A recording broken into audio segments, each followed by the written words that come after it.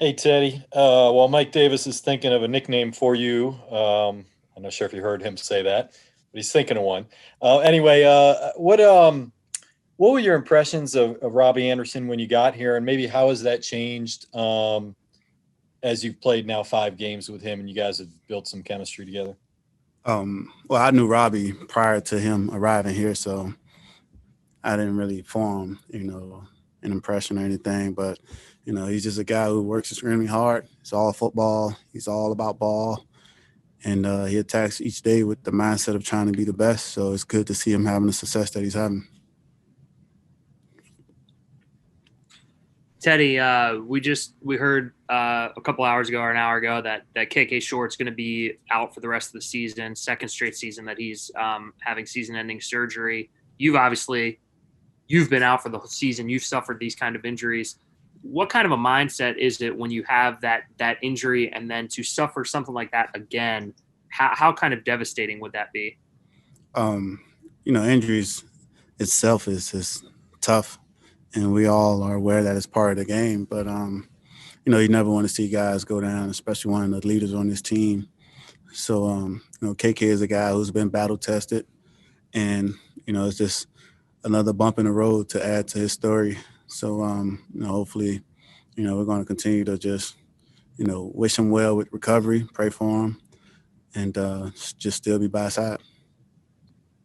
All right, let's go to Nick Carboni and then Miles Simmons. Teddy, it looked like you were out there with the Oakley face shield today. Can you tell us what it's like to practice in that? And if you had, it doesn't sound like you guys would have to wear them Sunday. It sounds like that might be done Saturday, but if you had to, is that what you would go with? Yeah, I've been practicing with the visor every day. I just take it off on game day, but it's just me just trying to get a feel for it. I really don't like wearing these little masks in practice. So I'd rather just wear the helmet with the complete face shield, just so I can talk better and breathe better. But, if we have to wear them, then, I'll just wear it, especially if it's for my own safety. Teddy, it seems like Curtis Samuel's been coming up for you guys really big on third downs. Matt Rule earlier was talking about how good he's been in those situations too. What have you seen that makes him so effective there? Curtis, he's just a gamer. And, you walk into the huddle, he has that look in his eye, and he's a guy who's just hungry. He wants to make a play, and he's been coming up big for us on third down. So he's a guy we want to just continue to try to get involved more and not just third downs and just try to find ways to get the ball in his hands because, great things happen. All right, let's go to Joe Person and then Stacy Dales. Eddie, wondered when the Saints traded for you and then during your time there, did you ever think that they might be kind of grooming you to succeed Drew? I never really thought about that, but I've had conversations with Sean Payton. He always talked about the vision that he had for me.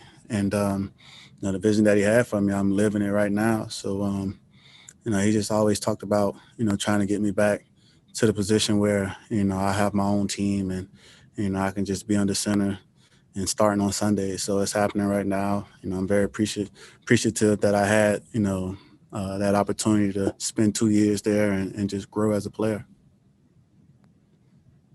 Hey, Teddy, and you have found your own team. I'm curious to know, of all the offenses you've played in, including sort of a version of what you're doing with Sean, what is it about this offense that you love with Matt Rule specifically?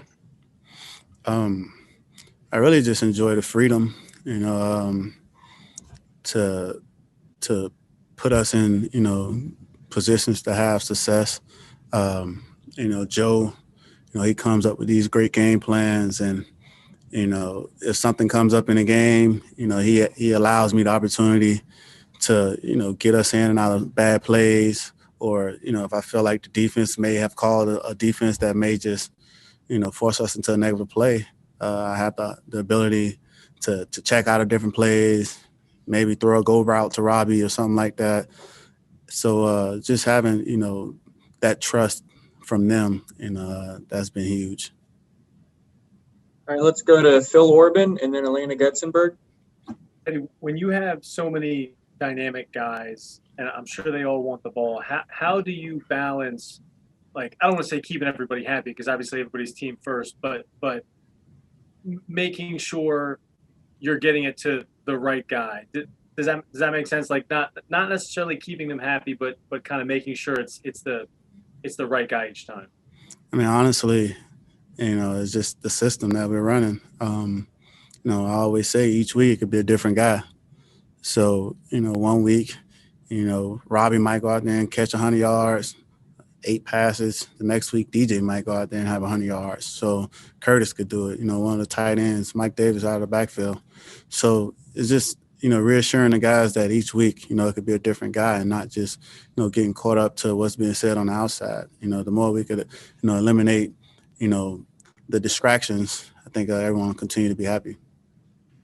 Hey, Teddy, kind of going off Phil's question slightly, the tight ends just haven't gotten lately super involved in the receiving game. Is that something, I know you just said it's a different guy every week and all that, but is that something that you ever consciously I want to get the tight ends more involved or anything like that just because they have, last week, no, they didn't catch one pass. So is that something you would all think about?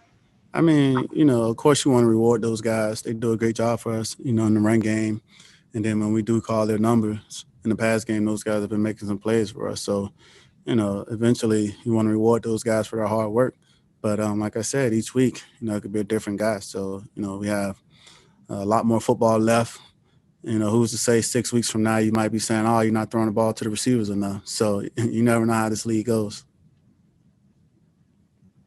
All right, let's go to Jason Brown and then David Newton. Hey, Teddy, we do appreciate the time every week. I just was wondering, I don't know how much you've watched Chicago yet, but if there was one characteristic you would use to describe this year's Bears defense, what would it be? It's a sound defense. Those guys, they play well in the red zone. They're great on third downs, and they're very sound. You don't really see them blowing many assignments.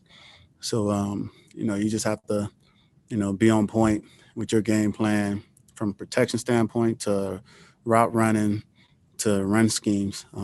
Just want to make sure you put yourself in the right position and not let them, the soundness of their defense, force you into negative plays. Hey, Teddy, sorry, your miracle in Miami didn't happen.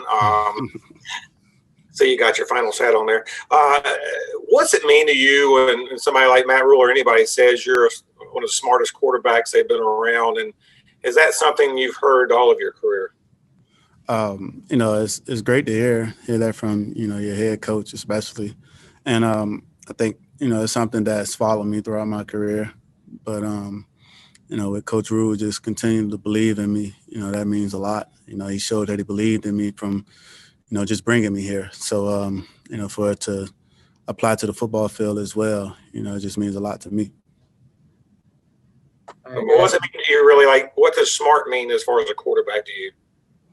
I mean, it's tons of ways to answer that. It could be, understanding situational football, protections, decision-making, understanding defenses, just different things. So, I don't really know in depth what he meant by that, but it just means a lot hearing that from him.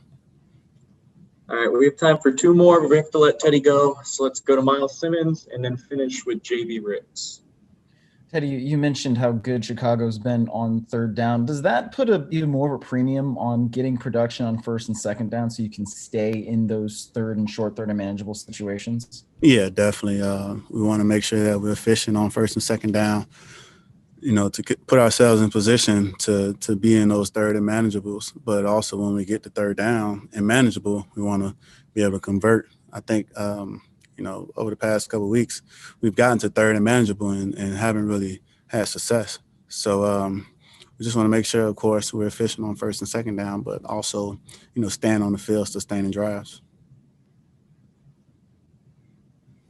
Hey, Teddy, thanks for taking out the time. JB Ricks here from Spectrum News 1. I just want to know from your perspective, how much easier is it for you to be the leader of this organization in your first year, especially when you're getting the results that you guys want when it comes to those wins with the winning streak going on right now? How much more comfortable and easier is it for you to be in the position that you are right now because of those wins?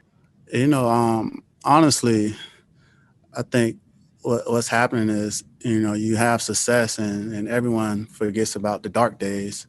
But it was during those dark days that, you really found out a lot about yourself and about this team. And, we've won 3 games in a row, but, prior to that, I could remember, a guy like Shaq calling us up in the middle of practice, and just pissed off, because we were losing, So it's a lot of things that go unseen. And when, things don't go well, that's when the true leaders step up. So, it's cool that we're winning right now and, everyone's happy, but at the same time, you want to make sure, as a leader, you keep everyone humble and remind them of what it felt like, a couple of weeks ago when everyone counted us out and, we were doubting ourselves. So, it's a time right now where you just want to continue to just keep guys humble, make sure that, they're locked in on their process, committed to their process. I think oftentimes I tell guys all the time when I was a younger football player, I thought I had a process and, after 3 weeks, I got bored with it. I felt like it wasn't as effective. But I just try to reassure to the guys that, man, it's your process that produces the results. So if you stay committed to your process, for 16 weeks, 20 weeks, however long, I'm pretty sure you'll get the results you want.